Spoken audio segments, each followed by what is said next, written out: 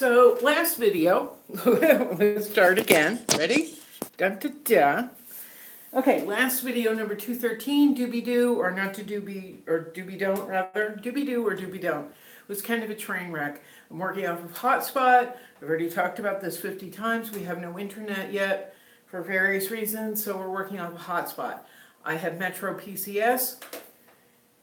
Not the best hotspot in the world, so right now I'm working off of my housemate's hotspot, which is AT&T, and I'm not advertising for anyone because I think his stuff, his phone plan is really expensive, ridiculously expensive, but I can't complain because he actually has a working hotspot, and mine is spotty hotspot.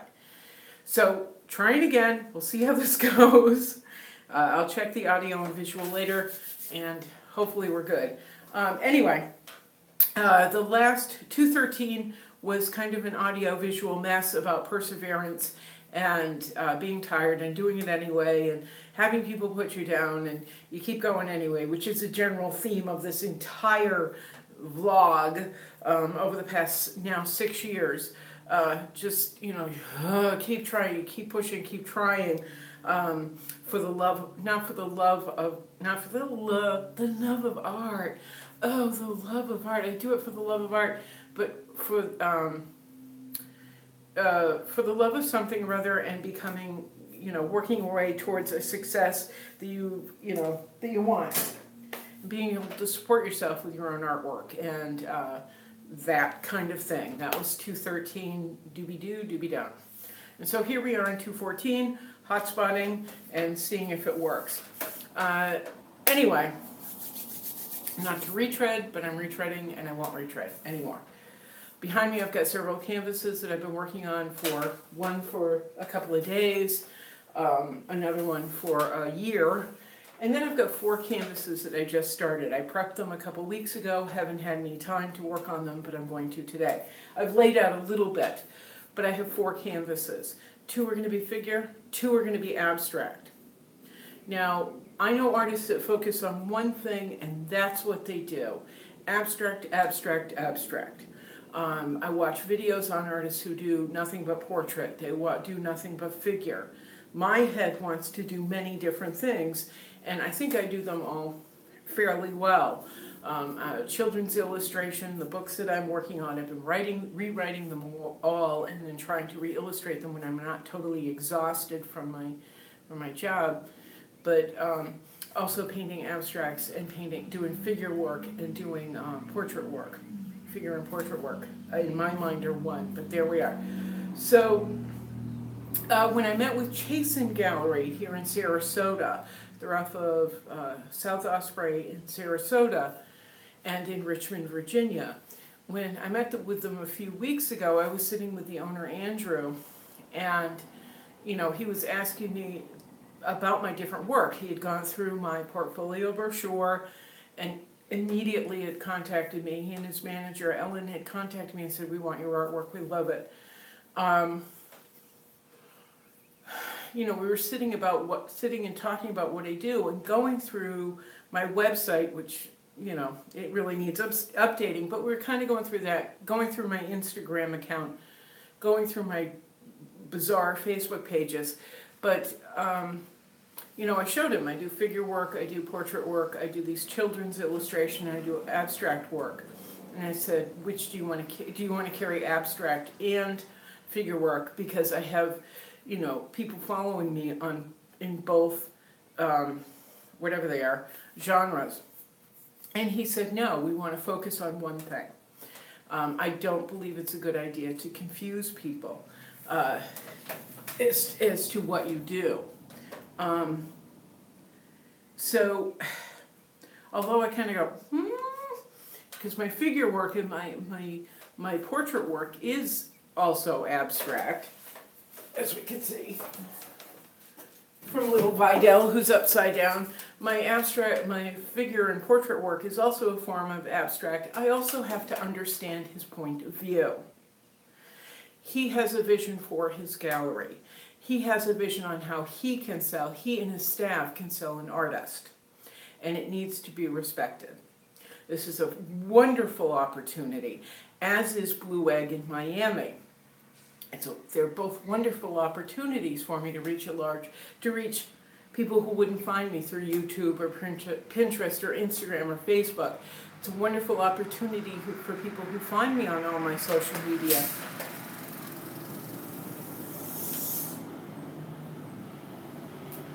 I live in a quiet neighborhood, you never know. So anyway, big truck. Anyway, so it's a wonderful opportunity for people who know me through social media to go in and physically see the work that I do. But as I said, Andrew said, I'm not doing both. It's either abstract or it's figure work. And he said, we really love your figure and portrait work. So that's what I'm going to focus on for them. And I'm also thinking about maybe refocusing myself at Blue Egg, because he's got a mix of abstract and figure work, and we've really done better with the abstract work. Most of the things he carries in that gallery is a form of abstract. It's also a modernist abstract. It's, you know, he's got a nice mix of abstract. So I'm thinking about removing all the figure work from there and producing new abstracts for him. So I've got 2 canvases over here ready to go with a double panel abstract, and then I've got 2 panels right down here that are going to be figure work for Chasen. And then I've got other pieces as well that I'm working on. And I think, you know, it's really, I'm very fortunate in that I have people who have a very strong vision of who they are and what they want to sell. And although Chasen has said, you know, Chasen has mentioned something in one of our meetings about happy children. I said, I can't do that. I said, let me tell you, a few years ago, I sat down with a very big gallery, very big owner, sells in 50 countries around the world, ended up signing a contract with them. And the owner said to me, we know that you do a lot of African Americans and brown children. And she said, we don't sell to brown people. Our audience isn't brown. We like happy white children. We like happy art, happy white children. And it turned my stomach inside and out, because it's number one, nothing that I'm interested in, and number two, I think it's horrible. And they were pretty blatant and open about it. And so I said, you know what, about the kind of racism. And so I said, you know, to myself, I was like justifying it. I'm like, you know what, it's a contract, it's a big deal, 50 countries around the world, buying and selling, awesome. Well, they screwed me, and I've talked about it many, many times. They screwed me. And I did happy white children, and I felt so demoralized. It felt so empty. And people picked up on it. They weren't interested in these happy white children that had no depth other than just like happy. But I figured, okay, I can do this, and that will help fund the things that I'm interested in doing. You know, which is, we call them fringe people, but not quite fringe people, because the core that, you know, a lot of these galleries want, happy white people, that's very small. That's very focused and small. It doesn't take in the scope of the rest of culture or society, and I find it deeply uninteresting. So, but I figured, okay, we'll placate the core, their core, what they believe their core audience is, or the people that they want as customers, and we'll help to fund the people that I'm interested, which is pretty much everybody else and everything else. Well, it didn't work out. So in the end, I lost. So I was sitting, you know, I told the owner of Chasen's story, and just really how humiliated I felt. And I said, I'm really just not interested in painting happy white children. And he put a big smile on his face. And he said, you paint what you feel strongly about, and we'll put it in the gallery and sell it. And that's exactly the response every artist wants. I get that at Blue Egg too. I get that with several people. We love what you do. So you produce, and we'll take it, hang it, and you know, we'll work our hardest to sell it. This is like the dream.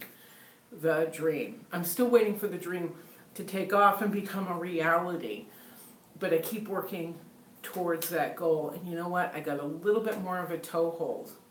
Just a little bit more of a toehold. We got a little bit more of a toehold than we had a few weeks ago. So I'm working towards that. And as I said, taking figure work out of Blue Egg, still having it available through Blue Egg, but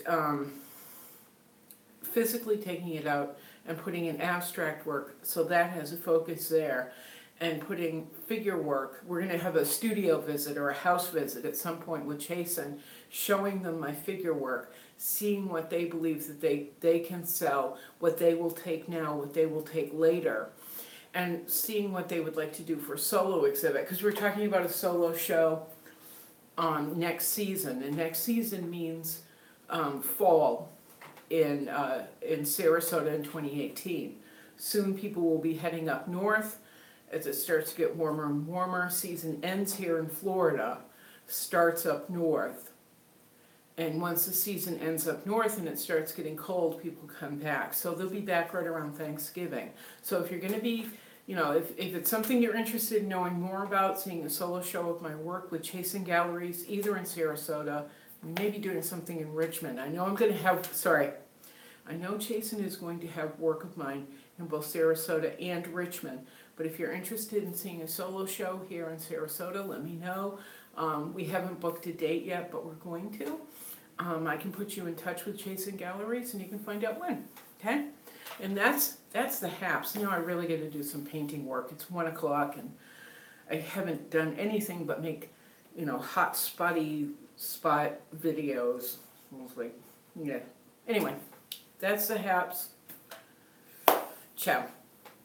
Ciao.